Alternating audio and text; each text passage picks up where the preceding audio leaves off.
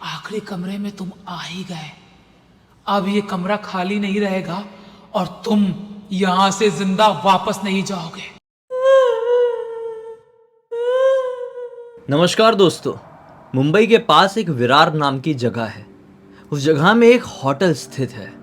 इस होटल का नाम आप इंटरनेट में सर्च करेंगे तो मिलेगा नहीं। वहां पर जाके इस होटल के बारे में पूछताछ करेंगे तो पता चलेगा। अब इस होटल की अजीबोगरीब मैं आपको बात बताता हूँ। जो कोई भी इंसान, अकेला इंसान, इस होटल में कोई कमरा लेकर अगर रात गुजारने की कोशिश करता है तो बहुत ज़्यादा चांसेस होते हैं कि वो इंसान अगले दिन का सूरज नहीं देख पाए, और देख भी लिया तो उसका दिमाग सही सलामत नहीं रहता है।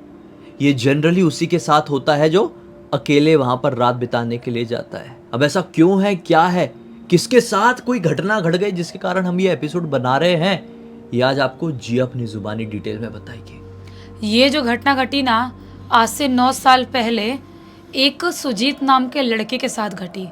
जो लड़का मुंबई के गोरेगांव नाम के इलाके का रहने वाला है। पूरी फैमिली के साथ बचपन से वो गोरेगांव में ही रहता था।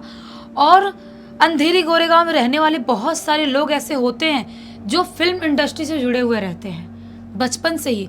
अगर किसी को डांसिंग में शौक है, किसी को एक्टिंग में शौक है, किसी को मेकअप में, किसी को डिजाइनर में, किसी को मॉडलिंग का शौक है, सबको कुछ ना कुछ शौक तो रहता ही है। तो जो अपना सुजीत नाम का लड़का है, इसको बचपन से ही मेकअप में बहुत शौक था। मेकअप आर्टिस्ट बनना था उसको, बेसिकली देखा है तो बचपन से ही। और उसके घर वाले लोग भी उसको बहुत सपोर्ट करते थे। कौन से क्लासेस लेके जाना, कैसा कोर्स करवाना, बचपन से ही उसके घर वाले उसके साथ खड़े थे। और उसकी वजह से वो अपनी उम्र के 25 साल आते आते एक स्टेब्लिश मेकअप आर्टिस्ट बन जाता है। अच्छा खासा बड़ा मेकअप आर्टिस्ट, जो कि सीरियल्स में, फिल्मों में, वेब सीरीज में बड़े बड़े एक्टर्स का मेकअप कर रहा है। ऐसी इसकी ज़िंदगी बहुत अच्छी चल रही है। उसको बहुत मज़ा आ रहा अपने काम को लेके, और सब उसकी इज्जत भी करते थे। जो एक्ट्रेस होते थे उनके साथ भी इसका रिलेशन बहुत अच्छा होता था। ऐसा चल रहा था। एक वेब सीरीज की शूटिंग चल रही थी आज से 9 साल पहले विरार नाम के इलाके में, जो कि मुंबई में ही स्थित है। वहाँ पर शूटिंग चल रही थी और वहाँ पर ये भी काम कर रहा था उस वेब सीरीज में makeup artist, as a makeup artist. वहाँ पर पूरा का पूरा जो सेट है इसके भरोसे ही था कि जो बड़े एक्टर्स हैं उनका मेकअप यही करेगा, क्योंकि ये बहुत अच्छा मेकअप करता था। इसके असिस्टेंट भी थे, 2 थे साथ में, एक लड़का एक लड़की। लेकिन वो लोग छोटे मोटे एक्टर्स की मेकअप का काम संभालते थे, ऐसा वाला था। वहाँ पर काम करते करते 3-4 दिन बीत गए थे। अपने गोरेगांव से वो अप डाउन कर रहा था। विरार जा रहा है ट्रेन से, लोकल ट्रेन से, वापस अपने गोरेगांव आ रहा है, फिर विरार जा रहा है। ऐसे ऐसे उसका काम चल रहा है। लेकिन एक दिन शूट इतना टाइम से लगा हुआ था, इतना टाइट स्केड्यूल था कि सुबह से शूट लगा हुआ, सुबह के 7 बजे से, और रात के तकरीबन 2:45 बजे के करीब पैकअप होता है। इतने रात में पैकअप होता है। अब जो लोग नज़दीक के थे उनको तो ठीक है, कोई कैब वैब करके कैसे भी या ऑटो करके तो आ जाएंगे, या तो कुछ ना कुछ जुगाड़ तो कर ही लेंगे, किसी घर पे रुक जाएंगे। अब इसको हो जाती है बहुत ज़्यादा टेंशन कि मैं क्या करूँगा। विरार से गोरेगांव अच्छा खासा दूर है, और लोकल ट्रेन इतने रात में ऑब्वियस सी बात है चालू नहीं रहती है। आखिरी ट्रेन भी 2:45 बजे तक थोड़ी चालू रहेगी। ये पहुंचेगा अपने विरार के एकदम आउटर एरिया में शूट चल रहा था। वहाँ से वो कैसे कैसे स्टेशन पहुंचेगा, आखिर ट्रेन होगी भी कि नहीं होगी, मिलेगी कि नहीं, नहीं पता इसको कुछ भी। अब ये आ गया एकदम टेंशन में। उसका जो एक असिस्टेंट था जो मेकअप में साथ में था, वो क्या बोलता है कि सर आप मेरे घर पे नायगांव में रुक सकते हो, मैं ना अपनी बाइक लेके आया हूँ, तो मेरे बाइक से चलेंगे और आप मेरे घर पे नायगांव में रुक जाना, और सुबह सुबह आप विरार तो आना ही है, अपना वापस से सेट पे अपना सब काम तो चालू होगा ही, तो सुबह सुबह वापस दोनों साथ में ही आ जाएंगे। लेकिन जो अपना सुजीत है वो थोड़ा सा अपने स्टैंडर्ड को लेके सीरियस था कि मैं कैसे अपने असिस्टेंट के घर पे रुकने जाऊं। एक वो वाली बात भी थी। अपने असिस्टेंट से ऐसा मतलब बैड बिहेवियर नहीं करता था, लेकिन फिर भी उसके अंदर ये वाला एक था कि अगर मैं असिस्टेंट के घर पे रुकने जाता हूँ तो वो क्या सोचेगा मेरे बारे में, इतना बड़ा मेकअप आर्टिस्ट, सारी चीज़ें। तो बोलता है कि नहीं नहीं भाई, मैं ठीक हूँ, यहाँ पे विरार में ना कोई होटल देख लूँगा और वहाँ पे रुक जाऊँगा, तो मेरा इतना भाग दौड़ नहीं होगा और सुबह सुबह डायरेक्ट सेट पे ही पहुँच जाऊँगा, तो इतना टेंशन नहीं रहेगा। तू ना एक काम कर, अगर इतना करना ही चाहता है तो अपने बाइक से कोई होटल के बाहर छोड़ दे। वो बहुत ज़्यादा रिक्वेस्ट भी करता है असिस्टेंट सुजीत का, लेकिन ये नहीं सुनता है। इसको अपना स्टैंडर्ड ज़्यादा देखना था। ये उस आउटर एरिया से होटल देखना चालू करते हैं बाइक से। सुजीत पीछे बैठा हुआ है और आगे असिस्टेंट चला रहा है। उधर देखना चालू कर रहा है, चल रहा है। इनको कोई भी होटल मिल ही नहीं रहा है ढंग के, मिल ही नहीं रहा है जहाँ पे ये स्टे कर ले। कोई रूम खाली नहीं है, तो कोई ठीक नहीं लग रहा है, कुछ प्रॉब्लम लग रही है, कोई बिल्कुल ही कबाड़ी टाइप का है, ऐसे ऐसे होटल रूम इसको मिल रहा है। तभी ये अब थक जाता है ढूंढते ढूंढते। एक तो पूरा दिन सेट पे काम वाम, ऊपर से आधी रात से ज़्यादा का टाइम हो गया, लगभग 3-3:15 बजे का टाइम हो गया है। अब इतने बजे क्या करे समझ नहीं पा रहा है। तभी अचानक से दूर से उसे एक पुराना सा होटल दिखाई देता है जो कि 3rd फ्लोर तक का था। पुराना सा था, लेकिन देख के समझ में आ रहा था कि किसी ज़माने में ये हाईफाई होटल होगा, यहाँ पर अच्छे अच्छे बड़े लोग रुकते होंगे। तो सुजीत बोलता है अपने असिस्टेंट को कि भाई एक काम कर, बाइक उधर मोड़ ले उस होटल की तरफ। तो असिस्टेंट बोलता है कि लेकिन सर, असिस्टेंट का नाम क्या था, अमित नाम था। बोलता है अमित की सर, लेकिन यहाँ पर ये होटल मुझे ठीक नहीं समझ में आ रहा है। देखो ना कितने आउटर एरिया में, जंगली एरिया में है, और ये बहुत पुराना समझ में आ रहा है। यहाँ पे तो मुझे लगता है आपको स्टे नहीं करना चाहिए। सुजीत बोलता है अमित को कि देख भाई अमित, अब कुछ नहीं कर सकते, मैं बहुत ज़्यादा थक गया हूँ और मुझे नया गांव भी नहीं जाना है, मेरे को बाइक पे बैठ के जाने की बिल्कुल हालत नहीं है, मुझे यहीं रुकना है और सुबह सेट पे यहीं से आना है। तो एक काम कर, तू मुझे वही होटल के पास ले चल। वो होटल के पास बाइक रोकते हैं और होटल के पास पहुँचते हैं तो क्या पाते हैं, एक बड़ा सा गेट है सामने जो कि एकदम जर्जर अवस्था में, एकदम पुराना सा, और जो बोर्ड भी होटल का लगा हुआ है वो टूटा फूटा फटा सा है, जैसे कि होटल का नाम भी लगभग मिट चुका है, ऐसा दिखाई दे रहा है। ये लोग वो सब कुछ इग्नोर करते हुए अंदर एंटर करते हैं तो आधा गेट खुला हुआ था, जो दरवाज़ा था वो, और आधा लगा हुआ था। ये लोग नॉक करते हैं और बोलते हैं हेलो, अंदर कोई है क्या? तो अंदर से एक आवाज़ आती है, हाँ हूँ मैं अंदर। एक बूढ़े से व्यक्ति की आवाज़ थी, समझ में आ रही थी आवाज़ से। ये लोग अंदर थोड़ा सा गेट खोलते हैं और अंदर घुसते हैं तो कुर्सी पे, जो रिसेप्शन टेबल होता है वहाँ पर, एक बूढ़ा सा आदमी बैठा हुआ था।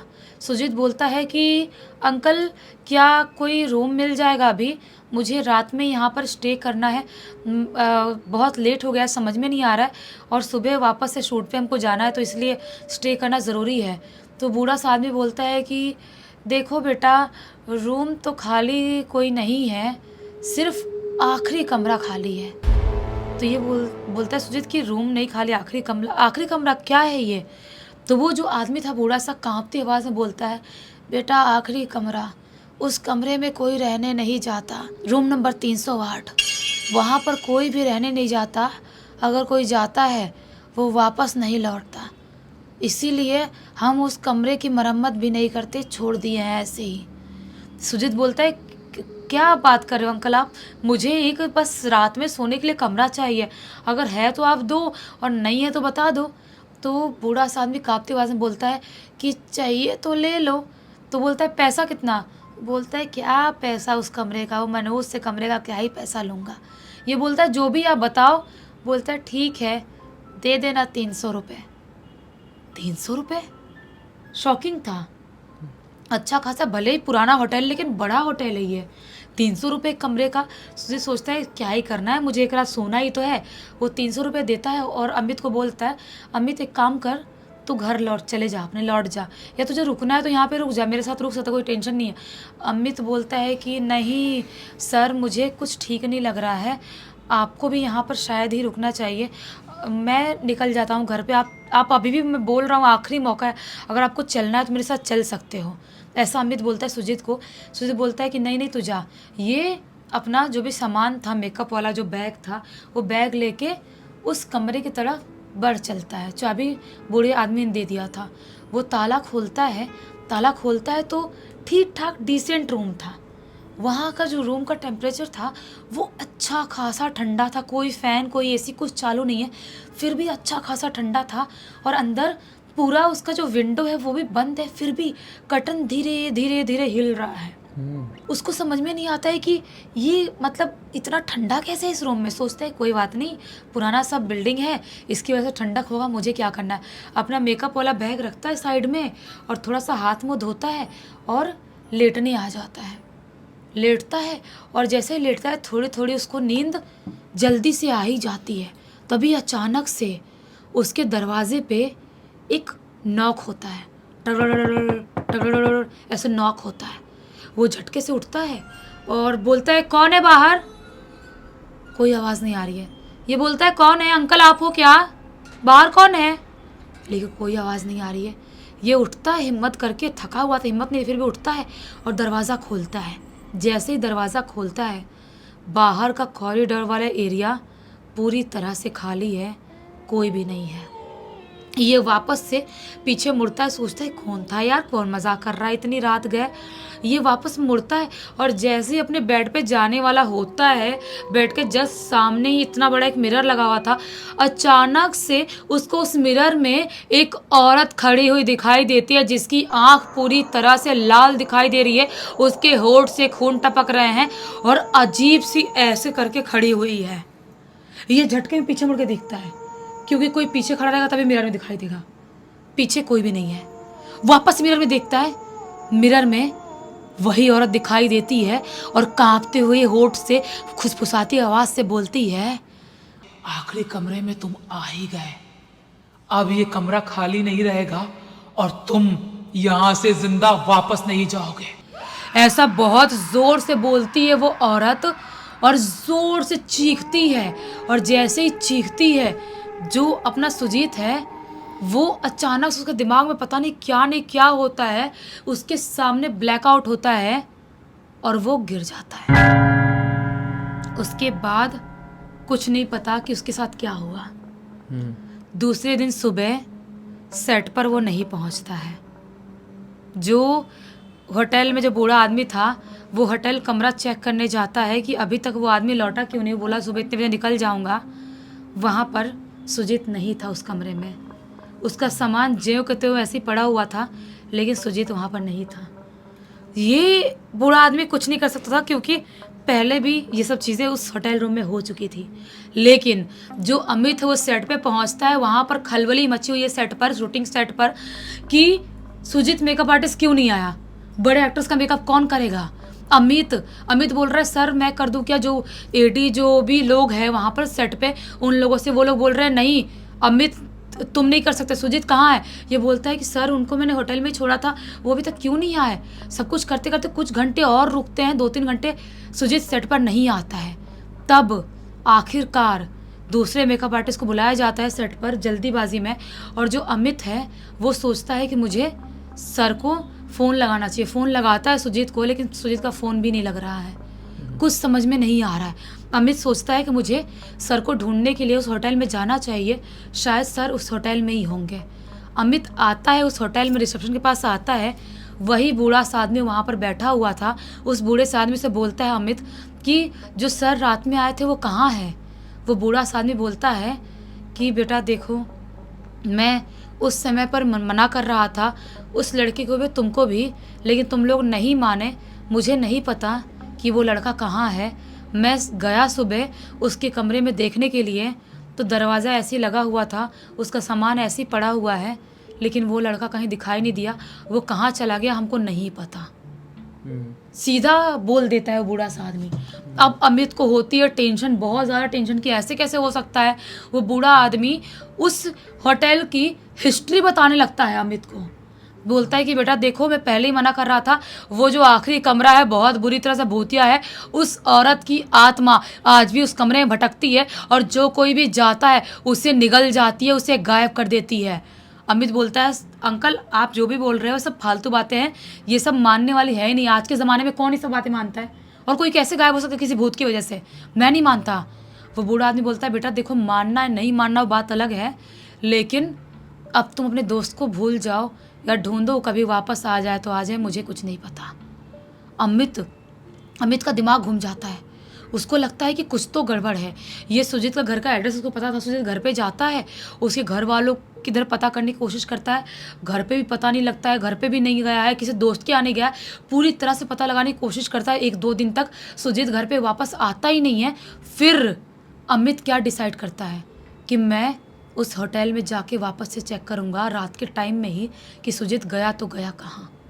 मैं नहीं मानूंगा, क्योंकि वो मेरे से सीनियर थे, लेकिन मुझे बहुत प्यार करते थे और उनसे मैंने ज़िंदगी में बहुत कुछ सीखा हूँ। मेरे दोस्त जैसे थे।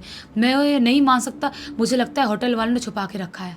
मैं उनका पर्दाफाश करूँगा, ऐसा सोचता अमित। और रात के टाइम में 2 दिन बाद वो जाता है और रिसेप्शन वाले अंकल के पास बोलता है कि अंकल मुझे कमरा चाहिए।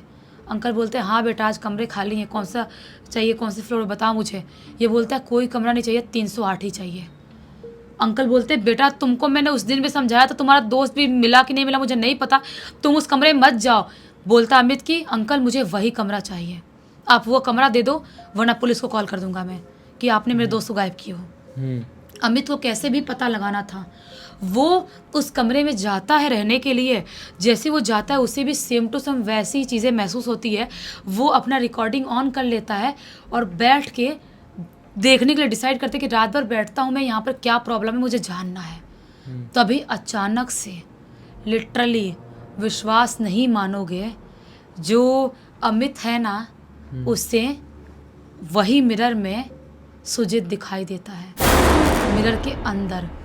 और क्या बोलता है कि अमित यहाँ से वापस चले जा वरना तू भी गायब हो जाएगा मेरी तरह, तुझे मुक्ति नहीं मिलेगी, तू मेरी तरह गायब हो जाएगा, यहाँ से चले जा, वो तुझे जिंदा नहीं छोड़ेगी।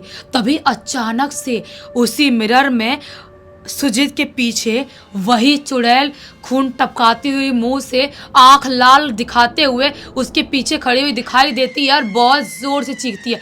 जैसे ही ज़ोर से चीखती है, जो अमित है वो समझ जाता है कि इस कमरे में कुछ ना कुछ गड़बड़ है।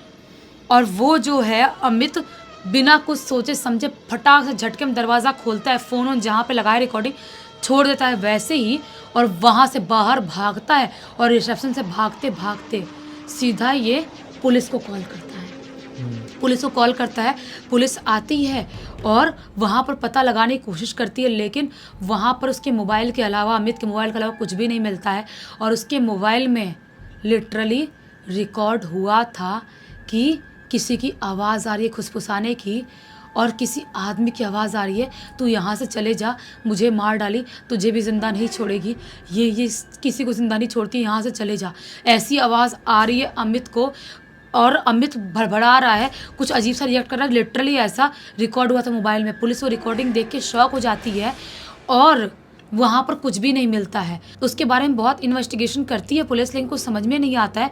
कुछ दिनों बाद अमित का जो दिमाग है पूरी तरह से ख़राब होने लगता है। वो अजीबोगरीब हरकत करने लगता है। इसके सुजीत के घर पे जाता है, बोलता है अंकल आंटी वो अमित को मार डाली है, वो मुझे भी रोज़ सपने में दिखाई दे रही है, मुझे पागल कर रही है, मुझे ही मार डालेगी, आप किसी को ले जाओ तांत्रिक बाबा को, अमित की आत्मा कैद में है, उसे निकालो। जिसके घर वाले हैं अमित के बात पर विश्वास करते हैं सुजीत घर वाले, और एक तांत्रिक बाबा जिनका नाम कालीदास था उनको लेके जाते हैं वहाँ पर उस होटल में लिटरली। और वहाँ पे गंगा जल लेके तांत्रिक बाबा पहुँचते हैं, और जैसे ही वहाँ पर उस कमरे में पहुँचते हैं, ज़ोर ज़ोर से चीखने चिल्लाने की आवाज़ सुनाई देने लगती है, लेकिन कोई भी दिखाई नहीं दे रहा है। लिटरली जितने पुलिस वाले, इतने लोग हैं, अमित है, इसके घर वाले हैं सुजीत के, सब लोग सुनते हैं लेकिन कोई दिखाई नहीं दे रहा। एक औरत की चीखती आवाज़ सुनाई दे रही है, इस होटल के मालिक ने मेरे साथ ठीक नहीं किया, मैं किसी को ज़िंदा नहीं छोड़ूंगी, ये आखिरी कमरा कभी भी खाली नहीं रहेगा, ऐसे चीखते चिल्लाते हुए बोल रही है। तांत्रिक बाबा जो हैं वो झाड़ फूँक करते हैं और उसके बाद पता नहीं क्या क्या करते हैं, जिसकी वजह से वो जो आवाज़ें थी वो शांत हो जाती है। और सबको तांत्रिक बाबा बताते हैं कि कुछ भी हो जाए इस होटल को बंद कर देना चाहिए, क्योंकि ये जो औरत है ना, वंदना नाम की औरत, उसकी आत्मा बहुत सालों से इस होटल में भटक रही है। और जो भी इस होटल का मालिक है उसके दादा के टाइम से, उसका दादा उस औरत के पीछे पड़ा हुआ था। बहुत सुंदर औरत थी, काम करने वाली थी और उसको परेशान कर रहा था। और एक दिन उसकी बात नहीं मानती औरत तो उसको घोट घाट के ख़त्म कर देता है ऐसे। तो उसके बाद से उस औरत की आत्मा, उसका श्राप इस होटल में लगा हुआ है, कुछ भी हो जाए इस होटल को बंद करना पड़ेगा। नहीं बंद किए तो अभी तो मैंने कंट्रोल किया हूँ उसकी आत्मा को, लेकिन आगे चल के पूरा का पूरा होटल भी बर्बाद हो सकता है। जो पुलिस है वो सब कुछ सामने आता है और उस होटल को पूरी तरह से बंद कर दिया जाता है। विरार के आउटर एरिया में आज भी वो जर्जर अवस्था में होटल खड़ा है, लेकिन कोई भी वहाँ पर एक रात भी रहने की या ठहरने की कोशिश नहीं कर सकता। बाई चांस कोई अपनी स्टाइल मारने के लिए घुसता भी है, वो जिंदा वापस नहीं आता। पॉसिबल ही नहीं है जब इतना खतरनाक पास्ट जुड़ा हुआ है उस होटल के साथ कुछ, तो कैसे वो जगह नॉर्मल रह सकती है। इस पूरी पूरी घटना की जानकारी किसके थ्रू मिली है? इस पूरी की पूरी घटना की जानकारी जो सुजीत है उसकी बहन की बेटी अदिति ने लिख के भेजी है। चलो अच्छा हुआ, एक अच्छी सीख मिल गई और थोड़ा सा मनोरंजन भी।